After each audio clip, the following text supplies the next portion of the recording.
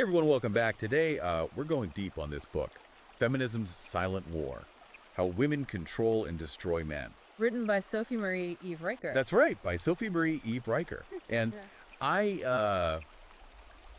is one of those topics that can get really heated. So just putting it out there, our goal here is not to tell you what to think, but just kind of explore what's in the book. Right, just to lay it all out. Yeah, consider us your guides through this potentially controversial territory. Absolutely. And I think what's really fascinating about this book is, for this audience, it really digs into this whole idea of covert contracts and relationships. Yeah, she comes out swinging. Right. Yeah. I mean, she's saying modern feminism, it's not about equality. Right. It's about power.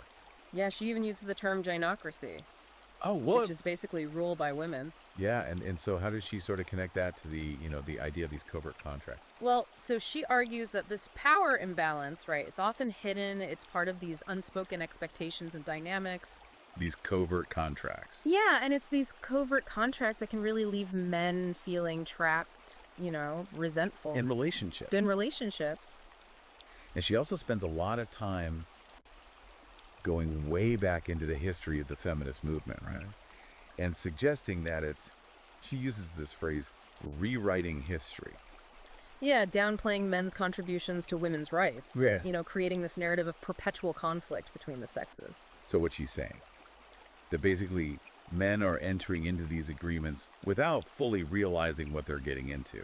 Yeah, she's saying they're kind of blinded by this idea that they're inherently privileged. Oh, interesting. And indebted to women, so... And that leads to... Resentment, yeah. Breakdown of trust, yeah. And she argues that this actually extends beyond personal relationships. It goes into the legal system. Oh, okay. Social institutions. And this is where it gets really interesting, for me at least. She talks about shit testing. I mean, this is something that I know a lot of the guys in the red pill community are familiar with. Right. This idea that you're constantly being tested. Yeah, and she's arguing that this has become totally normalized. Wow. In modern relationships. And so she's connecting that directly to the feminist ideology. Yeah, this idea that men are constantly under scrutiny. For pressure. Gotta prove their worth, yeah. Like this game, you can never win, right? Yeah, never-ending shifting rules. Exactly. And she doesn't stop at personal relationships either, right? Yeah. She goes on to say that this has influenced even bigger things. Yeah. Like family courts. Absolutely. She argues that feminist influence has seeped into these institutions, creating a system that is stacked against men.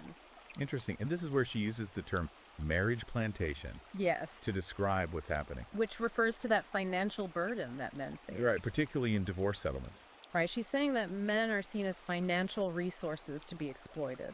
It's a pretty... it's a strong image. Strong image, yeah.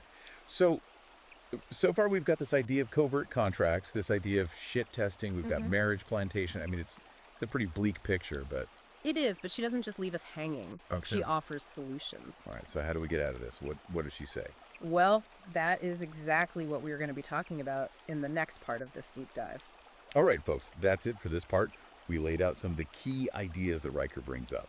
We've got the covert contracts, shit testing, marriage plantation, and how all this connects to feminist ideology. Yeah, and how feminist ideology has shaped all of this. Exactly. We'll be back in just a minute to talk about what Riker says we can do about all of this.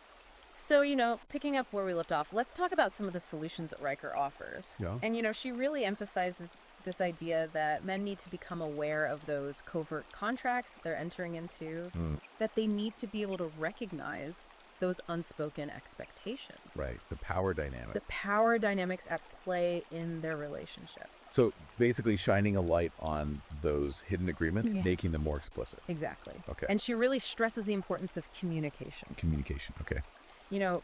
Being really clear about your expectations and boundaries from the very beginning. From the outset. Yeah. Yeah, but I mean, how do you even do that when these contracts are often... They're so subtle, they're so unspoken. Right. It's like trying to grab a hold of smoke, Yeah, it's tough. And, she says pay attention to those red flags. Red flags. Those subtle signs of manipulation or control. Okay. And she uses the shit testing example again. Oh, right. Saying, look, you need to be able to recognize these tests for what they are and not play the game. Refuse to play the game. Exactly. It's about setting boundaries, right? Like I'm not gonna jump through hoops. You're not going to Yeah. prove your worth. Yeah. Yeah, prove my worth. Exactly. Yeah. Now, what about when it goes beyond the personal relationship? What are these systems she talks about? Right. Like the family courts? I mean, she paints a pretty grim picture there. Yeah, she does. And she acknowledges that changing those systems is a really long-term Long term. battle. Yeah. But she offers some practical advice. Like what? Well, for instance, she really emphasizes the importance of documentation. Documentation. Keeping records of conversations, agreements, anything, any evidence that could be used in legal proceedings. So be prepared, know your rights, have your ducks in a row. Exactly. Be prepared. Okay. And also she talks about being proactive in seeking legal counsel. Finding a lawyer. Finding a lawyer, yeah, one who understands men's rights issues. Okay, that makes sense. Yeah. Now, something else I wanted to ask about, I know a lot of the guys in the red pill community are interested in the history, Right. like the history of our institutions. How did we get here? Does Riker delve into that at all? She does. She talks about how a lot of our institutions, education, the legal system, Oh, wow. have been influenced by feminist and Marxist ideologies. Mm-hmm. And she suggests that these ideologies have really contributed to this shift in the power dynamic. Away from men. Yeah, at the expense of more traditional masculine roles and values. So she's saying it's not just about individual relationships, it's about a bigger cultural shift. Exactly, a broader cultural shift. That's reshaping our society. Right, and she thinks that understanding this historical context is really crucial for men today. To kind of see where they fit in. Yeah, to understand the challenges they face. So it's not just about fighting back against individual unfairness. Right. It's about seeing those larger forces at play. Exactly. Interesting. Okay, so we've got communication, we've got awareness of the covert contracts, we've got the legal preparedness, Right. understanding the history. It's a lot. It is a lot. It can feel overwhelming. Right, but she breaks it down into manageable steps. She gives practical advice and strategies. So it's more about empowering men than making them feel defeated. That's right. It's about empowering men to take control of their lives Take control. Okay. and to create change. Create change. And that's really the message of her book, What's that? that men have the power to shape their own destinies Oh, okay. and build a better future for themselves and their families. All right, so that's it for this part. We talked about some of Riker's solutions. Right. We talked about documentation. We talked about reclaiming The masculinity acclaimed masculinity, yeah. and understanding the historical context. Yeah, the historical forces at play. Exactly. All right, so we're back for the last part of our deep dive into feminism's silent war. Yeah. We talked about the covert contracts. We talked about the feminist influence on different institutions. Right? Now, I want to zoom out a little bit. Okay. Talk about the big picture. Yeah. What kind of future is Riker ultimately hoping for? Well, she really envisions this future where men and women, they work together, but in a more balanced and equitable way. She thinks that, the way things are now, with, as she sees it, this heavy feminist influence, it's created this climate of conflict. Between men and women. Yeah, a lot of resentment. So it's not about men versus women. Oh, It's about getting back to some kind of partnership. right, a more harmonious partnership. Okay, and she talks a lot about reclaiming masculinity. Right.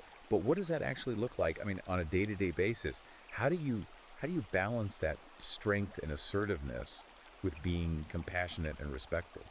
Well, she says it starts with self-awareness. Okay. Men need to understand their own values, their strengths, their weaknesses, Yeah. develop a strong sense of self-worth. And that doesn't come from other people telling you you're worthy. Exactly, it comes from within. So it's about inner work Yeah, as much as it is about pushing back against these outside forces. absolutely. It's like building a strong foundation Right. of confidence and self-respect. And then from there. Well, she encourages men to find healthy ways to express their masculinity. Okay, so like what kinds of things? It could be physical activity, it could be creative pursuits, Oh, interesting. even just being a strong, supportive presence in their families. Oh, okay, so like fatherhood. Yeah, exactly. This talks a lot about that. She does. She thinks it's really crucial. For men. Yeah, for their own personal fulfillment and also for the well-being of their children. Right. She's saying that children need strong fathers. Involved fathers, yeah. And that society as a whole should be supporting that. Absolutely. And she really encourages fathers to be active in their kids' lives. Yeah, and fight for their rights as fathers. Exactly. Okay, so that's self-awareness, expressing masculinity in a healthy way, embracing fatherhood. Right. But what about the bigger picture? What about these institutions that she says have been so heavily influenced by feminist ideology? What needs to happen there? Well, she's a big advocate for reform, especially in the legal system. Okay. She wants to create a more level playing field. For men, yeah. She argues for changes to divorce laws, custody laws, Yeah. greater recognition of fathers' rights, Okay. and a system that doesn't just assume men are guilty when it comes to things like domestic disputes. So basically changing the laws and changing society so that it's more balanced. Yeah, a more balanced perspective. Okay. And she talks about men's groups a lot She does. as the place for support, right? Yeah, but she also thinks they can be a powerful force for change, Oh, interesting. both by supporting individual men and by, advocating for these larger societal reforms. They're getting politically active. Exactly. All right. So there's a lot here. There is a lot to unpack. It's a dense book. It is, but it's also thought-provoking, It is. and it's, I think, very empowering. Yeah, and I think that's what we try to do here on the deep dive, right? To encourage people to think critically. Absolutely. Look at things from different angles. With some perspective. Yeah. Maybe challenge some of your assumptions. For sure. And ultimately, empower you to kind of take control of your own life. Absolutely. Now, if you're listening to this and you're thinking, man, I really want to dive into this book myself, It is available you can find it. on Amazon Kindle and Google Play Books. So yeah, check it out if this is something you're interested in. It's a fascinating read. Yeah. And as always, this is just the beginning of the conversation. It is. So if you have thoughts, if you have questions, keep the conversation going, Tracy. Absolutely. All right. Thanks for joining us on this deep dive. Yeah. Thanks, everyone. We'll see you next time.